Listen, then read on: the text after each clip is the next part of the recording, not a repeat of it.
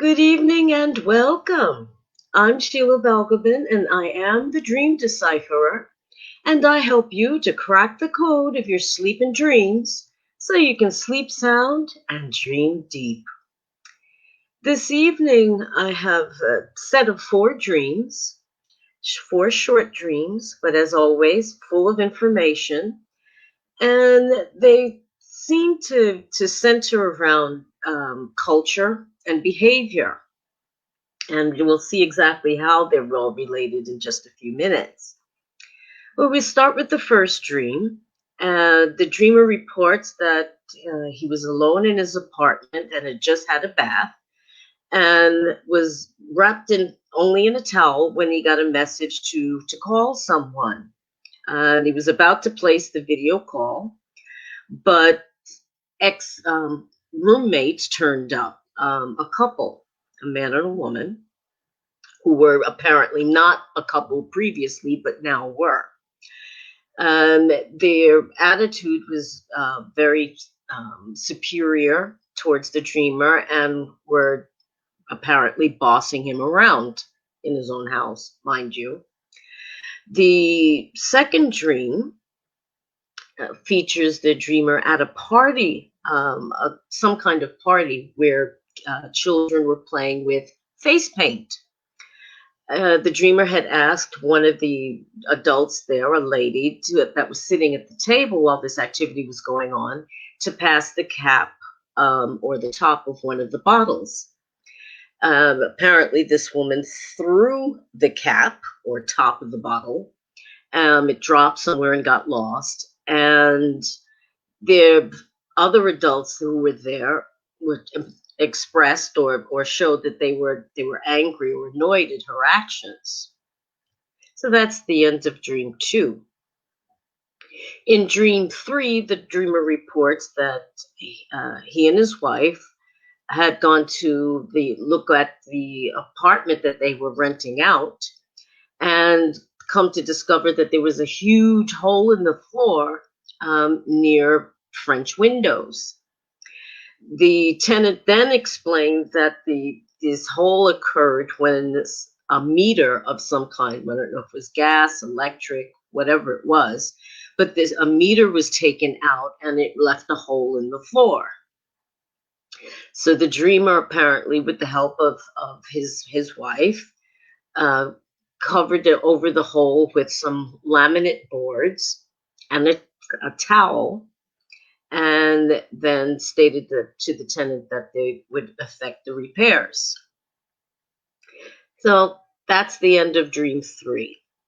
The fourth and final dream, there was another event that the dreamer was attending, which was being held by some Rastafarians, some white Rastafarians, they weren't from Jamaica. And though the dreamer admits that he doesn't know much about Rastafarianism, he felt that their behavior or demeanor was somehow disrespectful. Didn't specify what it was. However, a few minutes later, or sometime later, a friend of the dreamer appears who is black and is a Rastafarian, and the dreamer reports that this gentleman was also offended by the behavior of this first group. So, what ties these 4 dreams together?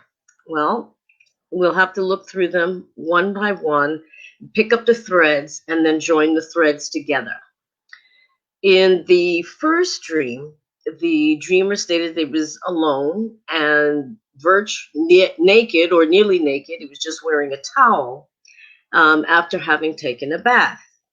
Now, there's something about, water has, across all cultures, virtually represent a cleansing, whether it be a physical cleansing or spiritual, emotional cleansing, but certainly some kind of cleansing that's going on.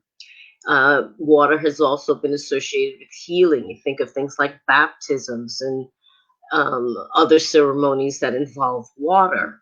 when kings and queens are crowned, they're blessed with water. So there's something also about conferring healing and cleansing on the person who's washed in this water. There's also something about the dreamer being undressed.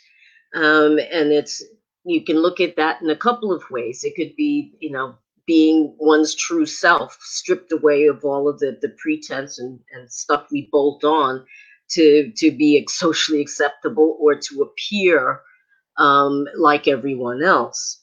So it's a not just a physical unclothing, but it's an emotional unclothing and being open and honest with oneself and everyone else, perhaps. Now, the towel that the the dreamer was wrapped in was was the bare minimum, and you have to excuse the pun there.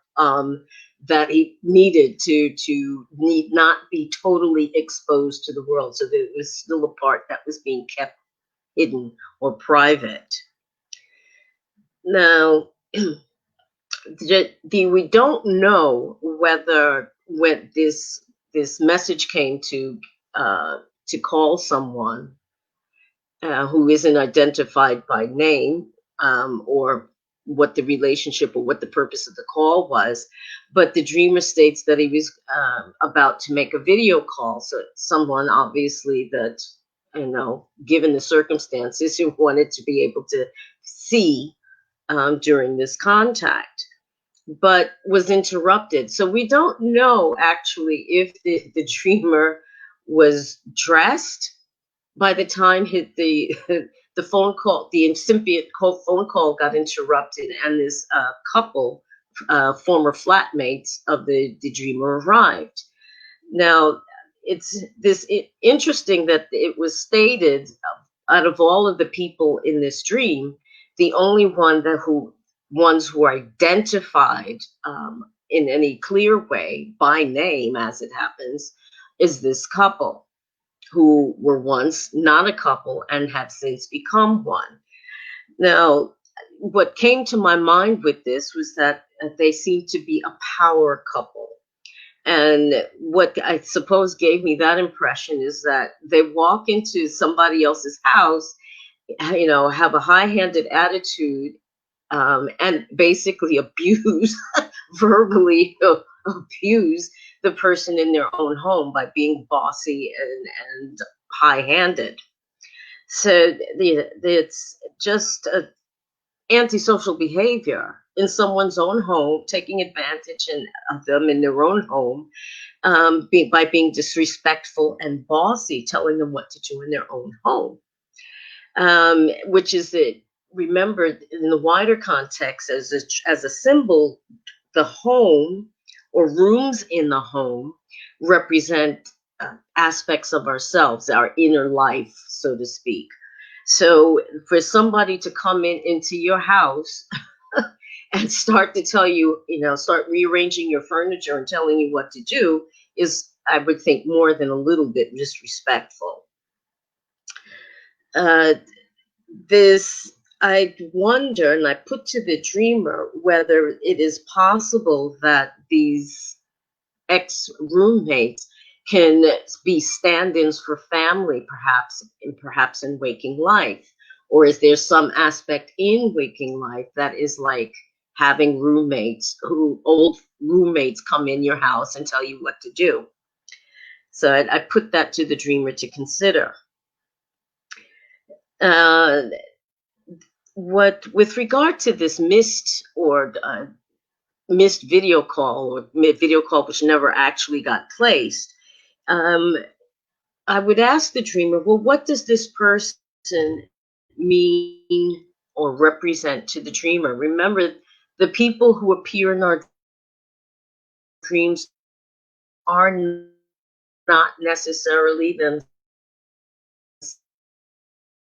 themselves per se, as the dream is. What does the dreamer, are there any feelings that the dreamer may have with regard to not being able to make that video call? If it was important enough for them to want to pick up the phone How did they feel about having that opportunity to make that call interrupted or cut off completely? Moving on to dream number two, it was a seemed to be a party, or a children's party more specifically. And you think of children's parties, there's lots of noise, there's lots of laughter and carrying on, and a lot of innocence and fun. So, and simplicity. So, not the isms and schisms that go on in the adult world, but imply a place of that's a bit more peaceful. The face painting activity that was going on is quite interesting, because you think of what face paints do. They camouflage our faces or dress them up or change them in some way. Which is if you're a kid, you get yourself painted as a tiger or a kitten or whatever the case may be. But adults do that too, even without the paint. We wear all kinds of masks for different situations as our way of coping, and in different situations. We have our game face or poker face, or we have I'm really not enjoying this kind of face. So we wear different masks, so that in terms of children, they do it with paint. With people, they do it with their blocking their feelings and schooling their expressions. There's also the implication of masquerading or pretending to be something else. And it was recently, both in the US and in the UK, they had, well, ostensibly had carnival. And so that people were dressing up and playing mas, as they do, as they say in Trinidad. Um, or they're called masqueraders. So again, a mask, not showing one's true face, or hiding one's true face behind a mask. So the other thing that came to me about this dream was this bottle top or cap that had been tossed by one of the adults at this children's party, and it got lost.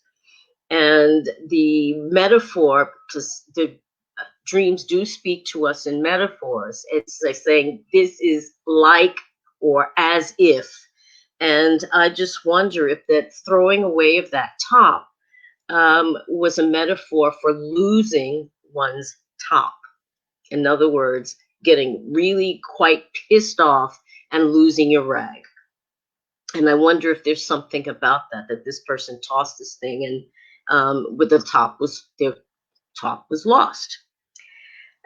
What's interesting about this is that while it was the dreamer who had this top thrown, and ended up missing out on where it landed, and so it got lost, he didn't express the anger, not or annoyance or anything. It's other people who express anger. And I just wonder if there's perhaps in the dreamer's waking life, there are anger is being displaced in some way, and either it's being channeled somehow etherically to other people around him, or he's using various mechanisms to displace that anger. So I just wondered why if it was the person who was hard done by was the dreamer in this dream, why was it other people expressing anger? And that's something perhaps for the dreamer to look at. And if the dreamer was actually angry at this woman's actions, why didn't he express it in some way, if only to roll his eyes? Why was it left to other people in the dream to express that anger? Something to think about. And we're moving on to the third dream. We have another scene in yet another apartment. This one also belonging to the dreamer, but it's not where the dreamer actually resides. It's a rental a property. So there's something perhaps about feeling out of place. It's my place, but it's not my place. That maybe that there's something in that for the dreamer. This meter, this unnamed meter, for what purpose, which isn't explained, and why it was ripped out or removed by the tenant in the apartment is a mystery, and why it would have to be end up ripping up the floorboards in front of French windows. Very, very strange. How Looking at that, how does the dreamer feel about that kind of destruction? I mean, it doesn't make much sense to me.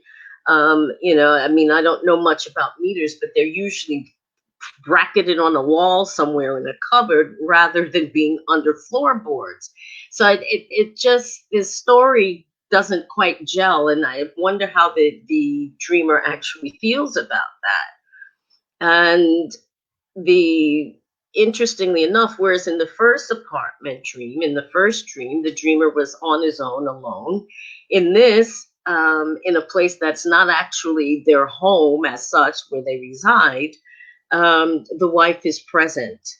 And we'll come back to the various part players in these dreams and see how they're connected.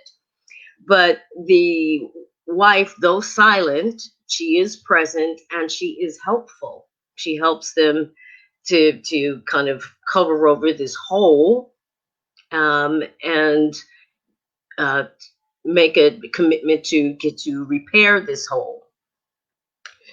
Uh, there there's a contrast between this woman, the wife, who's the kind of the good wife, silent but good and helpful, and the absolute yobbish, thuggish behavior of the woman in the other dream, where in the second dream, where she's just throwing stuff at people. I mean, that's just like really quite antisocial behavior once more. Now, excuse me, the repairs that are being made are being going undertaken by the dreamer, and wife as a landlord, which makes sense. But if it wasn't a fault that was created, or fault in the property itself.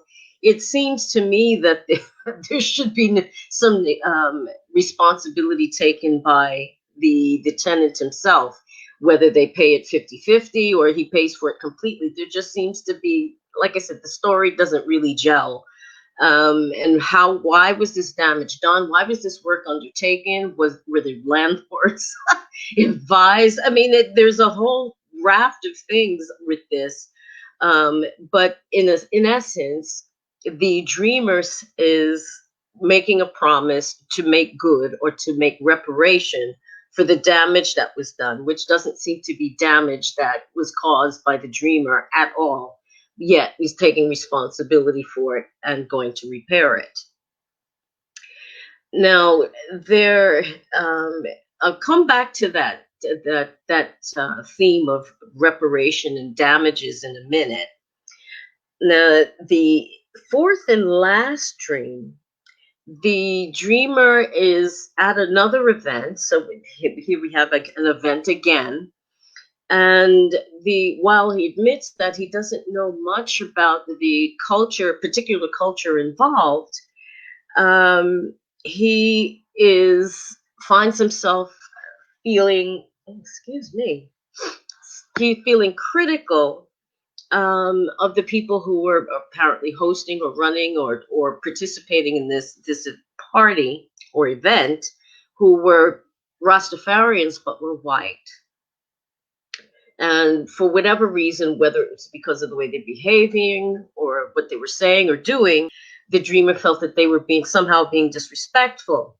Now, here I had to stop, and I realized that there was elements of the wider world entering into this dream, because it was recently, as I said, Carnival took place here in the UK, going on 2 weeks ago now, and last week was in the US. And what that there was a bit of a flap, shall we say, or politically correct flap, for what lack of a better word, where the singer Adele was being trolled a bit online because she was dressed in a bikini top with the Jamaican flag on it and had her hair in um, Bantu knots.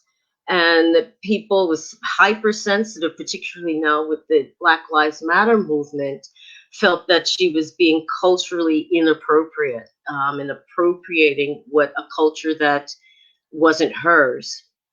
And that came up in my mind when I read this fourth dream about how some people were offended, some people were not offended, and it didn't seem to matter so much about culture. It was about, as about to be seen to be correct, or you know, there wasn't a racial divide as such, except that there's some people approved and some people didn't approve, and that there were blacks and whites on both sides of the issue. But it just goes to show that we don't dream in isolation. Once again, that what is going on in the wider world, it's not just whether, what's happening with our kids going back to school, or, how am I going to pay the mortgage next month? And what about that car note? And but also what's happening out there in the bigger arena of life. So there, what my question to the dreamer about this is what was it about these white rastas that bothered you, and what what does it make a difference that they were white, or was it their behavior that was offensive? What exactly did you find offensive about them?